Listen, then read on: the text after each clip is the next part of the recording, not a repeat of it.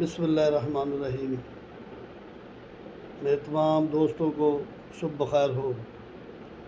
شروع اللہ کے پاک بابرکت نام سے جو دلوں کے بید خوب جانتا ہے، دیکھتی آنکھوں، سنتے کانوں اور دھڑکتے دلوں کو میرا اسلام، اور تمام اہل اسلام کو، دنیا میں رہنے والے مسلمانوں کو جمعۃ المبارک بہت بہت مبارک ہو۔ اللہ تعالیٰ جمعے کو ہمارے لیے باعث رحمت، باعث برکت، باعث شفا بنائے۔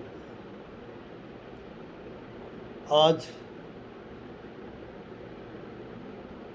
تہجد ہی شفا ہے کے بارے میں آپ سے مخاطب ہو رہا ہوں۔ تہجد ہی شفا ہے۔ اکثر اوقات میں تہجد کے بارے میں دوستوں سے بات چیت کرتا رہتا ہوں۔ کچھ چیز مجھے تہجد کے بارے میں ملتی ہے کہیں سے یا میری اسٹڈی ہوتی ہے تو میں آپ لوگوں سے کوشش کرتا ہوں شیئر کروں، اور جتنے میرے نمازی بھائی ہیں وہ باقی 5 نمازوں کے علاوہ تہجد کا شاخ کا بھی اہتمام کریں۔ اللہ تعالیٰ کو منانے کے بہت راستے ہوتے ہیں اس کے اندر، اور جو نماز دوست نہیں پڑھتے ان سے میری گزارش کیا ہے، میرے ہاتھ جوڑ کے ریکویسٹ ہے کہ ہم بہت زیادہ اس مصیبتوں میں ہیں، ہمیں چاہیے کہ ہم نماز کو اپنا معمول بنا لیں۔ آتے ہیں تہجد کی طرف۔ تہجد ہی شفا ہے۔ تہجد کے اندھیرے میں اللہ نے کن کا راز چھپا رکھا ہے۔ اس میں تہجد کے اندھیرے میں اللہ نے کن کا راز چھپا رکھا ہے۔ آدھی رات کو کیا گیا سجدہ قبولیت کے امکانات بڑھا دیتا ہے۔ آدھی رات کو کیا گیا سجدہ قبولیت کے امکانات بڑھا دیتا ہے۔ جو مقدر میں نہیں، تہجد وہ دعا بھی عرش سے قبول کروا لیتی ہے۔ یعنی کہ جو ہمارے مقدر میں چیز نہیں ہوتی، تہجد کی نماز جو ہے وہ عرش سے دعا کو قبول کروا لیتی ہے۔ رات میں اللہ کو لگائی ہوئی پکار سیدھا عرش پر اللہ کے پاس پہنچ جاتی ہے۔ یعنی کہ جو آپ اللہ کو پکارتے ہیں رات میں، وہ سیدھا عرش پر اللہ کے پاس پہنچ جاتی ہے۔ دوران تہجد اور دوران دعا آنکھ سے بہنے والا آنسو براہ راست اللہ سے باتیں کرتا ہے۔ یعنی کہ آج جب تہجد میں بیٹھے ہوتے ہیں تو جو آنسو آپ کا گرتا ہے وہ براہ راست اللہ سے باتیں کرتا ہے۔ جب بات تہجد تک پہنچ جاتی ہے پھر کہانی بھی حقیقت بن جاتی ہے۔ دوستو، جب آپ تہجد کے لیے اٹھ جاتے ہیں تو پھر کہانی بھی ایک حقیقت میں بدل جاتی ہے۔ مانگو پورے یقین سے مانگو اللہ سے پورے یقین سے مانگو۔ وقت تہجد پھیلائی گئی جھولی کو اللہ کن سے سجا کر واپس لوٹاتا ہے۔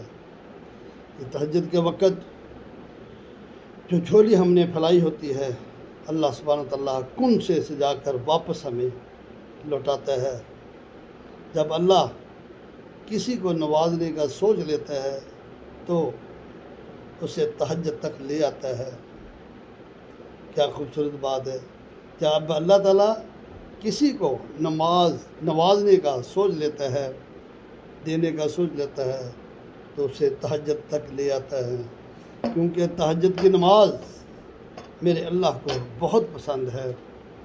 تہجد کی نماز میرے اللہ کو بہت پسند ہے۔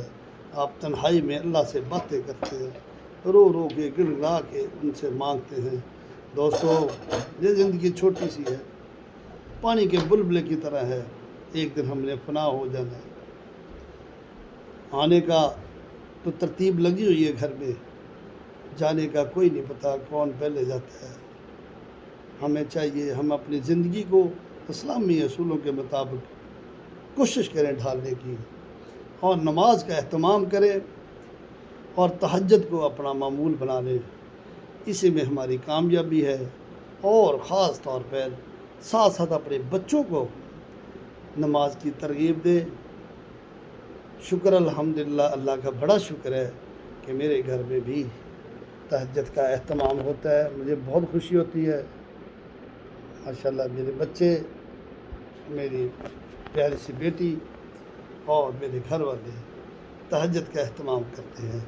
اللہ سبحانہ تعالیٰ خود بخود ہی اٹھا دیتے ہیں جب نیت کرنی ہو، عشاء کی نماز پڑھ کے نیت کرنی ہو، یا اللہ آپ عشاء کی نماز پڑھائی ہے، اس کو قبول فرما، اور آگے میں تہجد کی نماز کی، تہجد کے نفلوں کا آپ سے درخواست کرتا ہوں کہ مجھے پڑھنے کی توفیق عطا فرمانا، تو میرے سونا اللہ تعالیٰ اپنے پیارے حبیب کی صدیے اٹھا دیتا ہے اور مسئلے پہ بھی لے جاتا ہے، تمام مشکلیں دور ہو جاتی ہیں، اللہ تعالیٰ کو پکارنے سیدھا عرش تک دعا لے جاتی ہے، اور اللہ تعالیٰ جب نوازنے پہ آتا ہے تو تہجد تک بھی لے جاتا ہے۔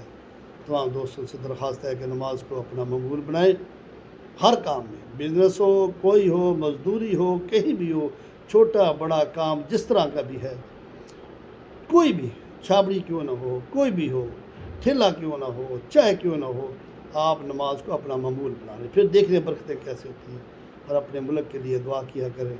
اللہ تعالیٰ اس خطے کو، خوبصورت خطے کو جو ہمیں اللہ نے نوازا ہے، اس کو اللہ تعالیٰ سلامت رکھے اور دنیا میں اس کا مقام بلند کرے، آمین ثم آمین۔ دوستو اگر کوئی غلطی کوتاہی ہو جائے تو یہ گناہ گار بندہ آپ سے طلبگار ہے، معافی کا طلبگار ہے۔ اللہ تعالیٰ ہم سب کو سب پر اپنا رحم فرمائے۔